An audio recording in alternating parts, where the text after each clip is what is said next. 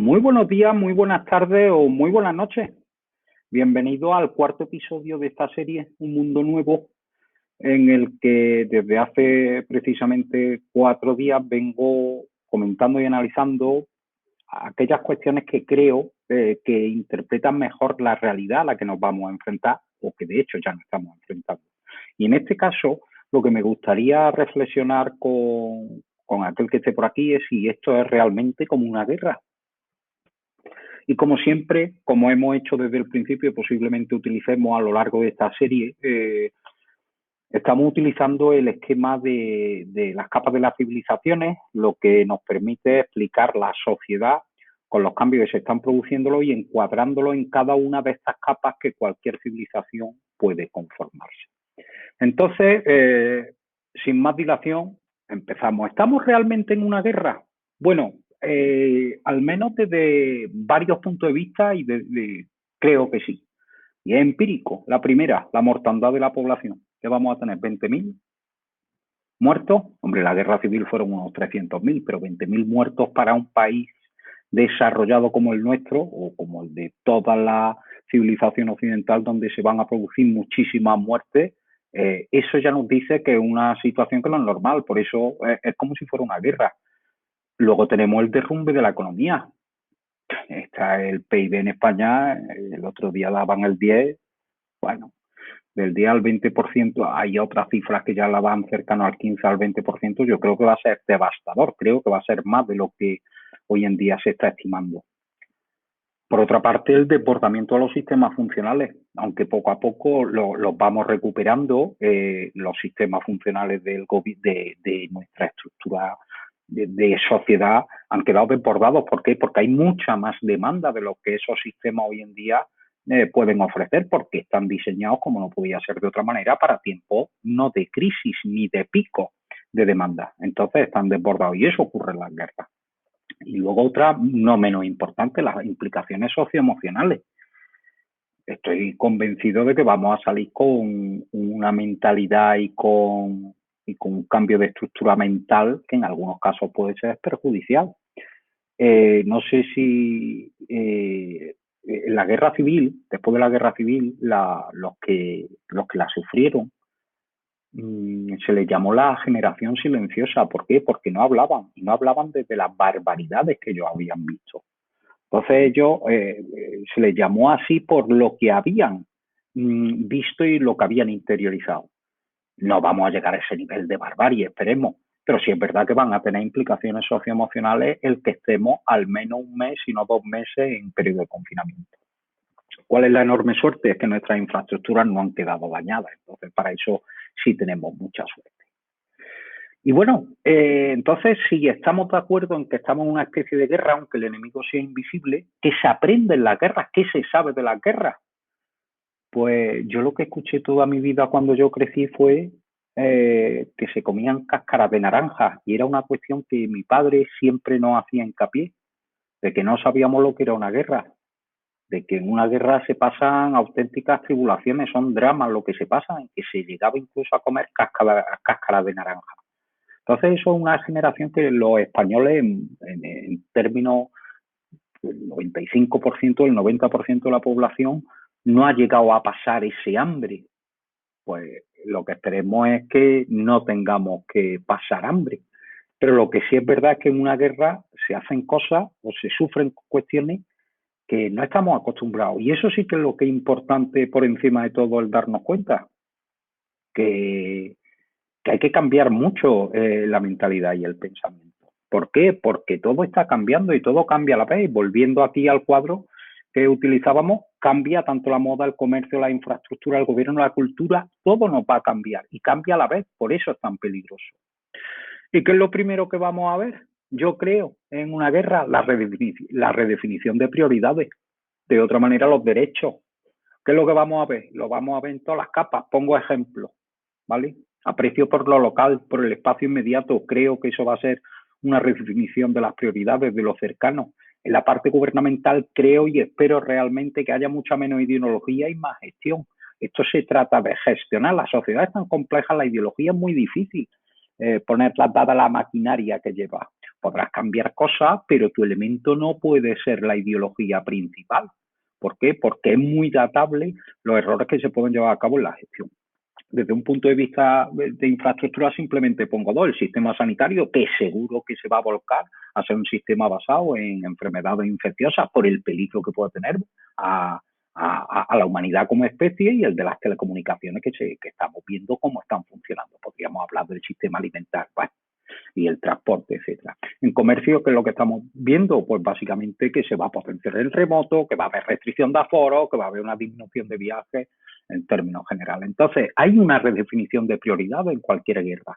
Y aquí estos son algunos ejemplos de cómo nos van a cambiar. Entonces, ¿cuál sería el desafío que vamos a tener, al que nos tenemos que enfrentar? Pues mirad, entender que de esto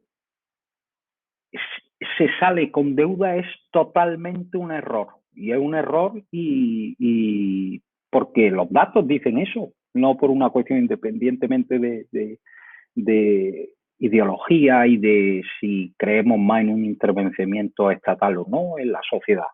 Esto tiene que ver con los datos, y traigo este gráfico de 5 días. Aquí viene desde 1909 hasta ahora, digamos, cómo ha estado la deuda pública. Pues si nos vemos cómo ocurrió después de la Guerra Civil, esto es lo que ocurrió después de la Guerra Civil. Para que se creciera aquí, se tuvo que bajar aquí. Y el gran crecimiento que se produce, y ahora lo veremos, se produce porque hay una ausencia de deuda. Estamos viendo el tema de la deuda, vámonos, y ahora, importante antes de pasar, y ahora estamos en unos niveles donde esto no lo ha alcanzado desde principios, hace 100 años, 110 años, que los niveles de deuda no están donde están ahora mismo. Y eso es lo que es una barbaridad. Si nos vamos al crecimiento económico, este es curioso, este es el crecimiento anual PIB per cápita real, con una media móvil de 8 años. Es decir, en todo lo que está por encima de los rojos se crece, y todo lo que está por debajo de los rojos decrece. Pues lo que vemos es que los periodos de crecimiento del PIB, ¿ok? Si lo comparáramos, vemos aquí las grandes bajadas que hemos tenido aquí en el sexenio revolucionario, después de la revolución de 1868, esto es la época de la Restauración, aquí es donde vemos la gran caída, donde vemos que la economía queda destrozada, sobre todo la infraestructura, y luego los últimos periodos que hemos visto aquí de caída, que ha sido lo último desde el año 2008, llevamos 12 años básicamente con nuestro PIB cayendo. ¿Qué ocurre si lo juntamos los dos? Pues lo que vemos es que la deuda pública, cuando está baja, es cuando permite crecimiento, y cuando la deuda crece, tenemos bajada. Me parece tan empírico y tan evidente que el creer en soluciones mágicas es un problema. Por eso, ¿cómo hacemos? Vale, ok, si no hacemos con financiación, o sea, con deuda, ¿cómo se crece? Se preguntarán los keynesianos, se preguntarán aquellos que abogan por la intervención del Estado. Bueno, pues como ha sido toda la vida, lo primero es reactivar la economía. Es que no hay otra forma. Estábamos aquí, vamos a suponer que estábamos aquí, de repente nos hemos trasladado a la tercera. Entonces, para seguir repartiendo esto de sanidad que había antes, tenemos que volver a crecer, es decir, hay que generar capital. El capital es el que produce renta, que a partir de ahí se pueden pagar impuestos y podemos hacer otra serie de cuestiones. Pero sin capital, si no tenemos capacidad de tener estructuras que generen dinero, es tontería de lo que estemos hablando. ¿Por qué? Porque el dinero no nace de los árboles, nace al final en el mercado cuando alguien compra tus bienes y servicios. Entonces, lo primero que hay que hacer para cualquier cambio es que enfocarnos en eso, que nuestra riqueza está hoy en día en los intercambios comerciales y en cómo somos capaces de generar valor. Lo siguiente que tenemos que renunciar a derechos adquiridos, pero derechos adquiridos desde todos los puntos de vista, y este que pongo aquí es simplemente una minucia. Yo abogaría por una reducción de un 20% automáticamente en todos los sueldos públicos, como poco. Pero bueno, este ejemplo de que los liderados sindicales del SESCAM, ¿vale?, que es el Servicio de Salud de Castilla-La Mancha, cuando se les pidió que se incorporaran, dijo que se tenía que justificar su incorporación. Entonces, esto lo que nos dice es cómo unos señores viven en una época que ya no existe. Tú no puedes, un liberado sindical que básicamente invierte su hora en teoría, y digo en teoría, por el bien del resto de trabajadores, pues una figura añeja que sirve para seguir pagando pues estructuras que se tienen, que el valor que ofrecen es muy relativo, pero que están pagadas con los fondos básicamente de los españoles. Ese tipo de cuestiones, ese tipo de derechos adquiridos en una época que en teoría era de bonanza económica, pero que acabamos de ver en el cuadro del PIB móvil, el PIB per cápita con una media móvil de 8 años, que desde la democracia básicamente ha venido cayendo. Eso tiene que ver, ¿por qué? Porque había mucho, entre otras cosas, gasto público y derechos adquiridos. El desafío para mí, uno de los más grandes que supone, es cómo redistribuimos el gasto público. El gasto público en España se come la mitad del PIB, o casi la mitad. Estamos hablando de 400 y pico mil millones de euros que pasan por el control público y que en teoría redistribuyen. Bien, en ese sentido, ¿qué habríamos de hacer? Yo tengo claro donde, desde mi punto de vista, hay que tocar son las pensiones. ¿Por qué? Pues por muchas razones. Primero porque, y volviendo a la fecha anterior, las pensiones y derechos adquiridos, eso ya se ha perdido porque estamos en otra situación. Entonces, aquello que compromiso hubiere, pues es muy relativo que lo vayamos a mantener. Yo creo que debería ser muy relativo. ¿Por qué? Porque el único objetivo tiene que ser reactivar la economía, no pagar sueldo. Aunque sean derechos de personas que hayan estado contribuyendo a las arcas públicas durante mucho tiempo, pero, perdón, pero no se debe. Entonces yo el primer planteamiento que haría, un 20% de reducción de las pensiones. ¿Por qué? Y fijaros en esto. El 20% de los mayores de 85 años ha hecho uso del sistema, han sido hospitalizados en los últimos 12 meses. El 17% de los 75 años y el 12%. Es decir, que tenemos una enorme cantidad, y esto estamos hablando de los últimos 12 meses. Entonces, ¿qué es lo que decimos? Oye, ¿por qué no tienen que pagar los señores pensionistas con parte de su jubilación para que la atienda el sistema sanitario actual? Si fuera otro sistema sanitario, que fuera distribuido, que fuera mucho más ambulatorio, más en casa incluso, que creo que hay ahí un gran ámbito de desarrollo, la medicina en casa, pero ese es aspecto de otro vídeo, podríamos reequilibrar un poco las cuentas.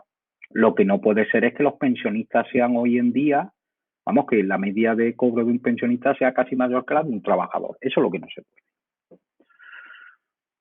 Y para mí otro de los aspectos fundamentales que se tienen que dar sí o sí en los desafíos que tenemos que afrontar es cómo cambiamos una sociedad donde un enorme tanto por ciento de personas no van a trabajar con sentirse bien. Hemos crecido en una sociedad donde lo importante era el trabajo, se nos preparaba para eso. Básicamente nuestro sistema social está enfocado, las estructuras, primero la educación, luego la universidad, la formación profesional, enfocado a que te curta, que aprenda y que luego puedas trabajar a cambio de un salario. ¿Qué es lo que ocurre?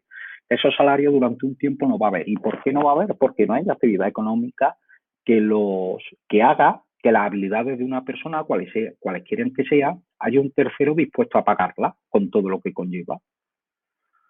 Entonces eso desde un punto de vista mental va a ser muy importante el que entendamos que es mucho más importante, más que trabajar, dar valor. Y esto lo especifico.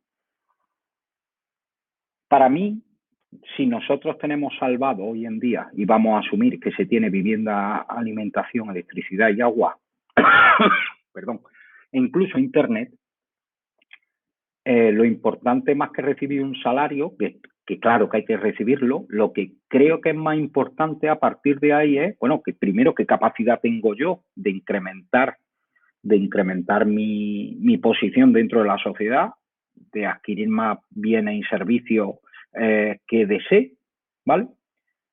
Pero claro, eso hay que hacerlo en un contexto, como decía, donde no hay trabajo.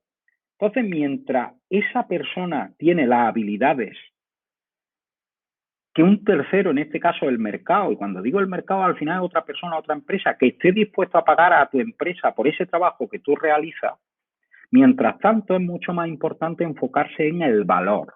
¿Qué significa dar valor? Pues lo que están haciendo hoy en día centenares de miles de personas que están colaborando de manera gratuita, altruista, con todo tipo de organizaciones e instituciones para que nuestro país salga adelante. llámese banco de alimentos, llámese impresoras 3D que imprimen respiradores o mascarillas, llámese cualquier tipo de organización eclesial, todas las parroquias, todos los conventos, la institución Caritas per se que se está volcando. Pues quizá hay que pensar más en ese tipo de trabajo que no en el remunerado, porque durante unos años no va a haber. Y como no va a haber, lo antes que entendamos que lo importante no es tanto el trabajo, sino dar valor en una sociedad, lo antes que sabremos llevar a cabo ese tránsito y dar valor, ¿qué es? Al final, pues como decía, cuidar de otro, aportar en la comunidad como pueda. Y eso va a exigir un cambio mental en los españoles. Los españoles, y esto tiene que ser temática para otro vídeo, creo recordar que su índice de voluntariado no llegaba al 20%, frente a otros países estaban en el 30%. Es decir, los españoles somos personas que nos gusta lo público porque de alguna manera también externalizamos la responsabilidad en lo público. No, que se encargue lo público. Pues yo creo que vamos a un mundo donde vamos a tener que encargarnos nosotros mucho más de las cuestiones. No solamente por el razonamiento que he hecho, sino como se ve ahí en la izquierda, cómo los estudiantes sustituyeron a voluntarios mayores. Pues es muy posible que los jubilados va a haber un tanto por ciento enorme que no vuelvan a su espacio de colaboración. ¿Por qué? Pues simplemente porque tienen miedo a la enfermedad, o ellos mismos o sus familiares. ¿Quién llevará a cabo esa sustitución de centenares de miles de jubilados que están poniendo su granito de arena en pos de una sociedad con trabajos no remunerados? Pues tendrá que hacerlo alguien. En este caso ahora mismo son los estudiantes. En el futuro, ¿quién será? No lo sé, la verdad. Y ojo, el desafío es también darse cuenta que no todos somos iguales, que hay países que tienen una economía mucho mejor preparada para la nuestra que por su propia estructura. Este es un ejemplo, el porcentaje de personas empleadas que trabajan desde casa de manera usual o algunas veces. Y lo que vemos es que de manera usual no se llega a un 15% de la población en el país que más está, que es Holanda, pero es que en este caso en España nos encontramos, vamos, que no llega ni al 5% y de aquí, y se engloba aquí. Fijaros aquí cómo estos países tienen mucha más capacidad ahora de tener un trabajo, o sea, de tener remuneraciones y ofrecer valor en la sociedad trabajando desde casa. Esa diferencia la vamos a pagar. Y por último, y para mí no menos importante, es el desafío de ofrecer un horizonte optimista, ofrecer certidumbre a base de acciones reales, y ahí es donde hay que esperar a los líderes de la sociedad. Y ahí esos líderes, ¿quiénes serán? Mi opinión es que no van a ser políticos, porque tienen un esquema demasiado enfocado al corto plazo y a la reelección. Entonces hay medidas que muchas veces hay que tomar que impiden que sea reelecto, y eso en sí mismo es bastante difícil, yo creo, para un político asumirlo. Entonces creo, pero en mi opinión, que será desde la sociedad civil, gente que sepa capaz de ilusionar y proyectar un futuro mejor. Para eso yo creo firmemente en los conceptos de abundancia digital, de Diamandis. Vamos a una sociedad donde cada vez todo es más barato.